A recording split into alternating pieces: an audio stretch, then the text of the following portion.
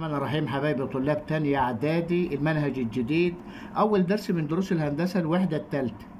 أول موضوع من الوحدة الثالثة اللي هو التطابق، وبعد كده نظرية فيثاغورس وعكسه، وبعد كده تطبيقات التوازي، وبعد كده متوسطات المثلث والمثلث المتساوي الساقين والزوايا الداخلة والخارجة للمضلعات.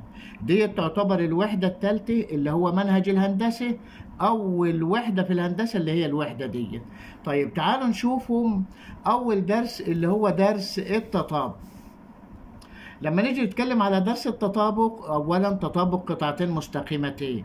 يقول لي إن القطعة المستقيمة AB تساوي نفس القطعة المستقيمة CD في الطول بتاعها، يبقى نقولهم إن القطعة AB تطابق القطعة المستقيمة CD. طيب تطابق زاويتين، الزاوية A قياسها بيساوي نفس قياس الزاوية B، يعني لو كانت دي 40 درجة يبقى ديت قياسها برضو 40 درجة، يبقى نقولهم إن مجر زاوية A تطابق مجر زاوية B، يبقى قياس A بتساوي نفس قياس B. طيب بالنسبة لتطابق المثلثين، المثلث اللي عندنا ABC والمثلث الثاني اللي هو DEF، مالهم دول؟ المثلثات ديت يا جماعة متطابقين. طيب ايه نعرف ازاي؟ لازم الست عناصر اللي هنا يطابقوا من الست عناصر اللي هنا، الأضلاع تكون متطابقة والزوايا تكون متطابقة. يعني زاوية A تطابق زاوية D، وزاوية C تطابق زاوية F، وزاوية B تطابق زاوية E. طيب عندي الطول اللي هو BC نفس طول EF، طب والطول BA نفس طول ED، طب والطول الثاني اللي هو AC نفس طول DF. يعني الست عناصر يطابق الست عناصر، يبقى نقولوا ان المثلث ABC يطابق المثلث الثاني بالترتيب، لازم بالترتيب، يبقى المثلث الثاني DEF. تمام. طب هو كل مرة ست عناصر يساوي ست عناصر؟ لا. تعالوا نشوفوا الحالة الأولى من تطابق المثلثين. قال لي لها شروط، يعني المثلثين عشان ينطبقوا على بعض ليه حالات معينة لازم تنطبق فيها الشروط. الحالة الأولى بقول لي ضلعان وزاوية محصورة، يبقى أنا هو ضلعان وزاوية محصورة بينهما يعمل إيه؟ يساوي نظيرهم في المثلث الآخر. تمام. يبقى ضلعان وزاوية محصورة بينهما يساوي نظيرهم في المثلث الآخر. المثلث ABC والمثلث الثاني DEF، زاوية B تساوي زاوية A. يبقى ديت الشروط، إن زاوية مجر زاوية B هتساوي مجر زاوية E، يبقى ادي شرط. طب والشرط الثاني ان طول BC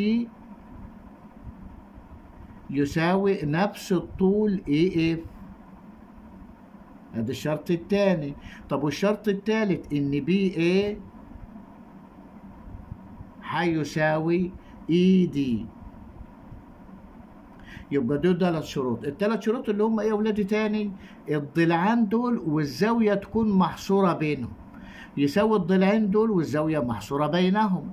طيب لو كانت الزاوية مش محصورة بينهما ما ينفعش يكون في تطابق، يبقى الشروط ضلعان وزاوية محصورة بينهما.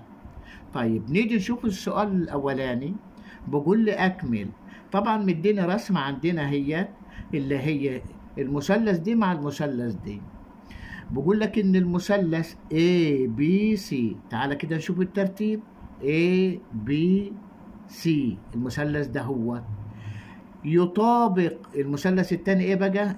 يلا مع بعض ABD، يبقى يطابق المثلث ABD.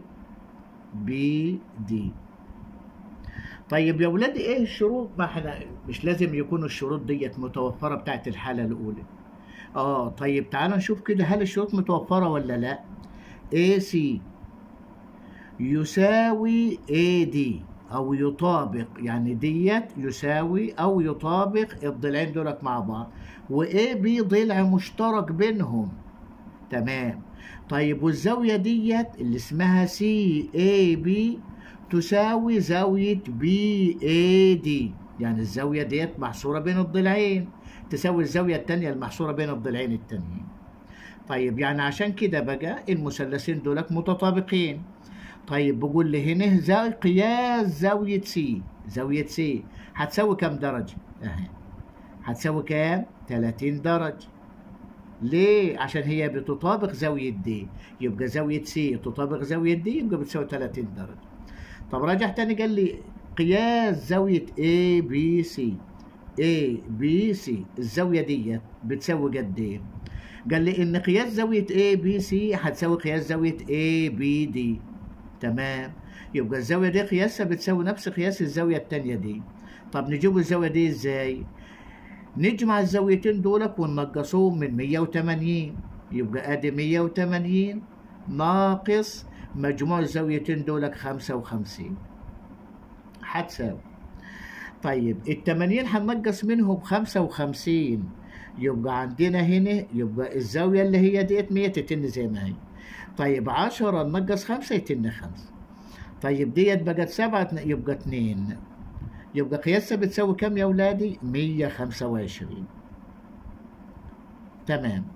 نيجي على السؤال الثاني اللي هو دي، بقول لي اوجد طول دي سي واوجد قياس زاوية دي اي بي. طب هل المثلثين دول متطابقين؟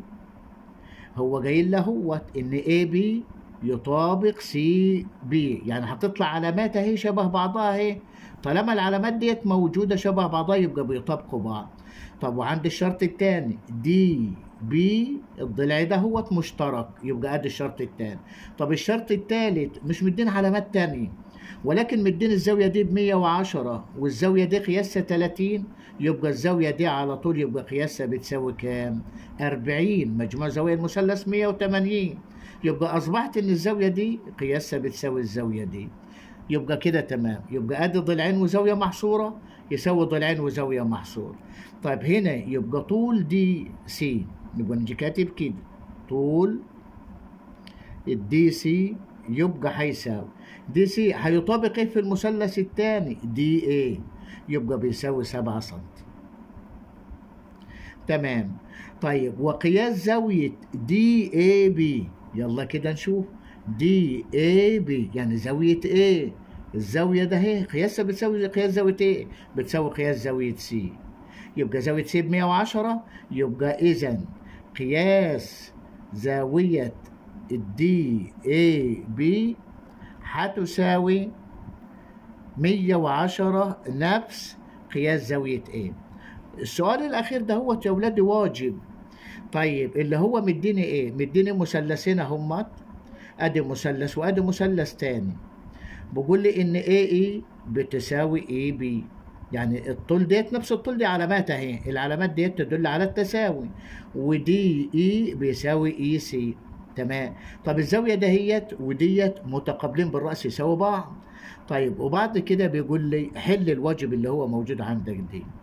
شكرا، ما تنسوش الاشتراك في القناه.